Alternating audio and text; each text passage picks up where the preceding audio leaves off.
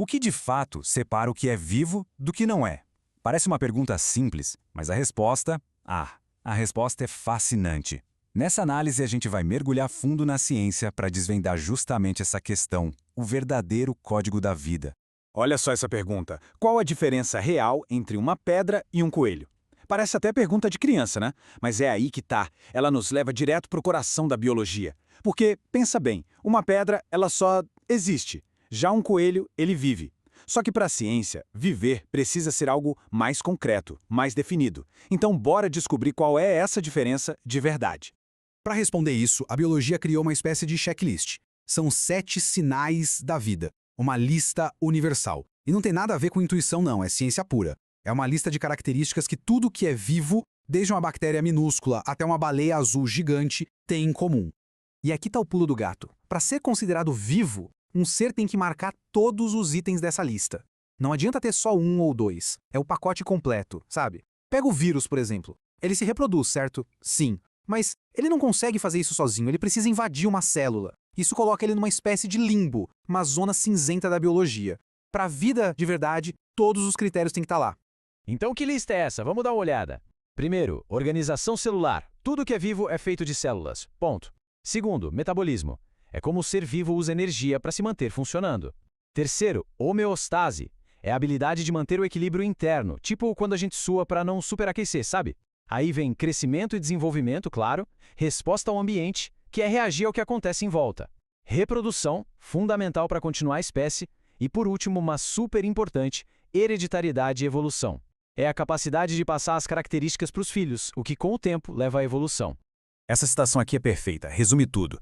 A vida é a maior organizadora. Pensa nisso. Ela pega um monte de moléculas soltas sem propósito e transforma numa coisa uau, numa maravilha de complexidade. É a organização vencendo o caos. É incrível. Tá, legal. A lista é boa, mas como é que a gente descobriu tudo isso? Como se tem certeza? Essa é uma pergunta excelente, porque uma coisa é ter a lista, outra é entender como a ciência chegou até ela e, mais importante, como continua testando tudo isso. E a resposta nos leva direto para a ferramenta mais poderosa que existe para entender o mundo. Vamos falar então do método de detetive da ciência, o kit de ferramentas para chegar na verdade. É o famoso método científico. Mas esquece aquela ideia de uma fórmula chata de colégio. Pensa mais como o trabalho de um detetive mesmo. É um jeito lógico, organizado, de investigar mistérios e chegar o mais perto que a gente consegue da verdade. E o caminho da descoberta é até bem intuitivo. Olha só, tudo começa com o passo 1, a observação. Alguém vê alguma coisa curiosa, algo que não tem explicação. Aí vem o passo 2, a hipótese, que é basicamente uma explicação provisória, um palpite educado. O passo crucial é o 3, a experimentação. É hora de testar essa hipótese para ver se ela se sustenta. E por fim, o passo 4, a conclusão. Com base nos resultados, a gente vê se a hipótese estava certa, errada ou se precisa de ajustes. Agora, vamos focar um pouco na hipótese, porque isso é muito importante. Uma hipótese não é só um achismo, eu acho que é isso, de jeito nenhum. Uma boa hipótese científica precisa ser uma previsão específica e, o mais importante de tudo, testável. O que isso quer dizer? Quer dizer que tem que ser possível criar um experimento que possa provar que ela está errada. É essa possibilidade de ser refutada que torna a ciência tão poderosa e rigorosa. É isso que faz o conhecimento avançar. Ok, então a gente já viu o que é vida e como se estuda isso. Agora, que tal a gente dar um zoom gigantesco? Vamos mudar de escala e olhar bem de perto para o nível mais fundamental, para ver do que a vida é feita. Quais são os ingredientes mais básicos, os blocos de construção mais simples de todos? E a resposta pode até surpreender. Os blocos de construção mais simples da vida são a água e os sais minerais. É isso mesmo. Toda aquela complexidade biológica que a gente falou, a base de tudo isso são 2 componentes super simples que a gente encontra em todo lugar. Dá uma olhada nesse gráfico. A imagem fala por si, né? A fatia azul da água, ela é gigantesca. Ela domina completamente a composição de um organismo vivo. Claro, proteínas, gorduras, tudo isso é super importante. Mas a água é o palco. É onde toda a mágica, toda a química da vida acontece. E para colocar um número nisso, cerca de 75%. Em muitos seres vivos, inclusive em nós, humanos, mais ou menos 75% do nosso corpo é água.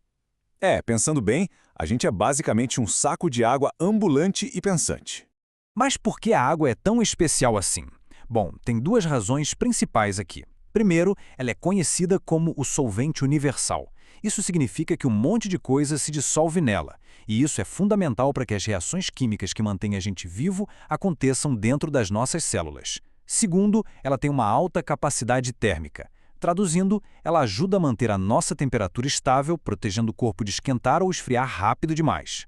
Mas claro, a vida não é só água. Ela precisa de um tempero, uma pitada de sal, literalmente. A água pode ser o palco, como a gente falou, mas ela precisa dos atores. E esses atores, no nível mais básico, são os sais minerais. São eles que dão aquele toque final que permite que todas as funções mais complexas aconteçam.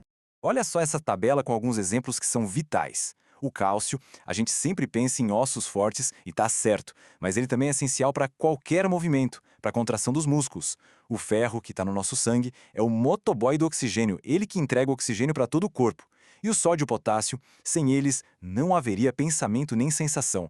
Eles são a base da eletricidade que corre nos nossos neurônios, os impulsos nervosos. Resumindo, sem essa turminha aí, a máquina simplesmente para de funcionar.